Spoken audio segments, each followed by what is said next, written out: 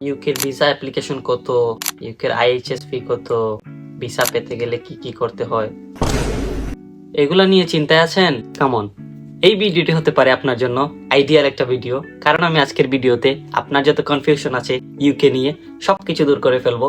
কারণ আমি এখন আপনাদের সাথে শেয়ার করতে যাচ্ছি আমার আইএলটিএস জার্নি থেকে শুরু করে ইউকের ভিসা পেয়ে ইউকে এখানে বসে ভিডিও বানানোর সম্পূর্ণ প্রসেসটা। So hello and what's up guys, আসসালামু আলাইকুম। আশা করি সবাই ভালো আছেন। আমি রাতুল ইউকে থেকে আপনাদের সামনে আজকে ভিডিও বানাচ্ছি আপনারা কিভাবে আমার মতো ইউকেতে আসতে পারবেন আইএলটিএস দিয়ে।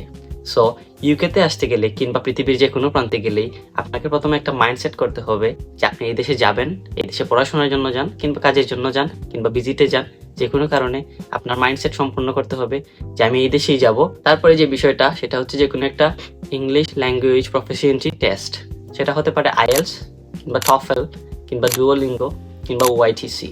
সো সবচেয়ে আইডিয়াল অপশন যেটা সেটা হচ্ছে আইএলটিএস, যেটাতে কোনো রিস্ক থাকে না, কিছু না। সো ইউকেতে যদি আপনারা আসতে চান আপনার স্কোর লাগবে মিনিমাম 6, নট লেস দেন 5.5। তারপরে আমি আরেকটা স্টেপ নিলাম, সেটা হচ্ছে কোন ইউনিভার্সিটিতে যাব।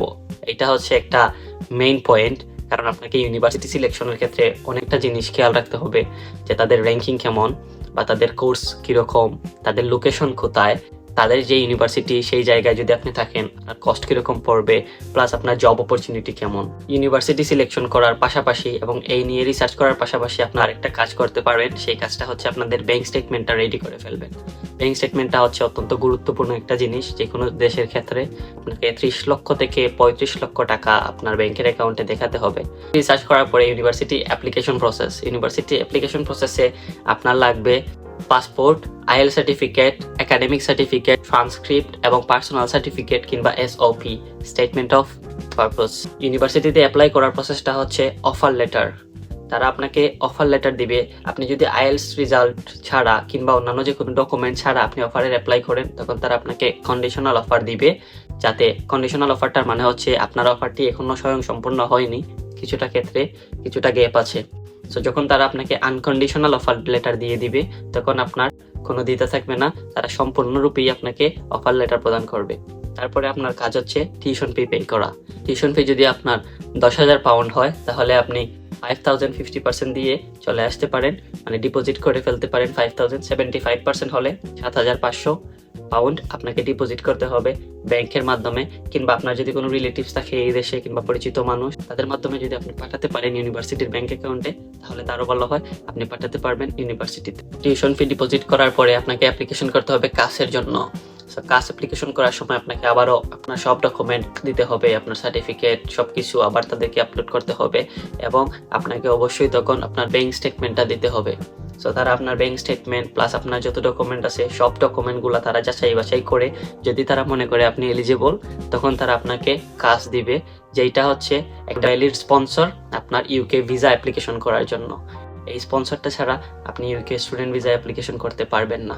স্পন্সরটা পেয়ে গেলেন, এখন পালা ভিসা অ্যাপ্লিকেশন করার। আবারও সব ডকুমেন্ট নিয়ে একসাথে জড়ো করবেন, তারপরে অনলাইন ভিসা অ্যাপ্লিকেশন করে একটা ডেট নেবেন বায়োমেট্রিক দেওয়ার জন্য। আমাদের দেশে সাধারণত বিএফএস এর মাধ্যমে করা লাগে, হোক সেটা ঢাকা কিংবা সিলেট, আপনারা যে কোনো প্রান্তে বসেই অনলাইনে রেজিস্ট্রেশন করতে পারবেন এবং আপনার বায়োমেট্রিকের একটা ডেট আপনি চুজ করতে পারেন। বায়োমেট্রিকের ডেট চুজ করার পরে আপনার মেইন কাজটা হচ্ছে বিএফএস এ যাওয়া এবং সময় মতো উপস্থিত হওয়া। এখানে বিভিন্ন রকমের সার্ভিস আছে, স্ট্যান্ডার্ড, প্রিমিয়াম।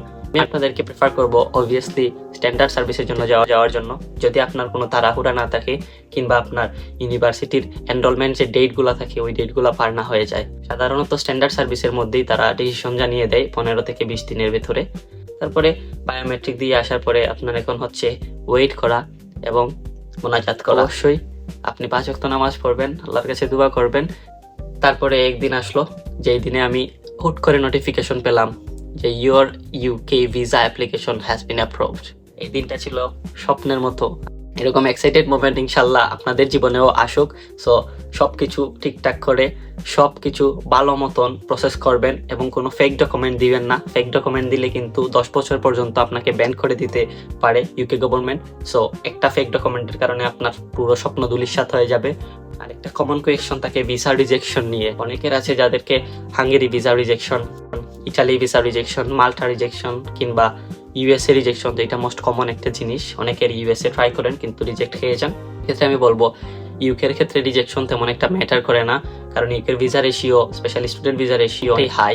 সো আপনার যদি বাকি ডকুমেন্টগুলো ঠিকঠাক থাকে আর আপনার রিজেকশন কোনো ম্যাটার না, তারা এগুলা পরোয়া করবে না, অবভিয়াসলি আপনাকে ভিসা দিয়ে দিবে। দিন শেষে সবগুলোই হচ্ছে তাকদিরের উপরে। তাকদিরে বিশ্বাস রাখেন, আল্লাহর উপর বিশ্বাস রাখেন, দেখবেন অবশ্যই আপনারা সাকসেস হবেন। সেই ছিল আমার টাইমলাইন। আশা করি আপনারা বুঝতে পেরেছেন ঠিক প্রসেসটা কিরকম হয়েছে। এটা স্পেশাল ইনটেক, সেটা হচ্ছে সেপ্টেম্বর এবং জানুয়ারি। সেপ্টেম্বর ইনটেকের মধ্যেই সব স্টুডেন্টগুলা, ম্যাক্সিমাম স্টুডেন্টগুলো আসতে চায় সেপ্টেম্বরে। এবং ইউকের মধ্যে আরেকটা ইনটেক আছে যেটা মে ইনটেক, সেটাতে কিছু সংখ্যক স্টুডেন্ট আসে। সো আপনারা সেপ্টেম্বর ইনটেক কিংবা জানুয়ারি ইনটেক, এই দুইটা ইনটেক নিয়ে ফোকাস করবেন এবং আইএলটিএস জার্নি শুরু করুন এবং আপনার স্বপ্নের দেশে উড়াল দিন। ধন্যবাদ, আসসালামু আলাইকুম।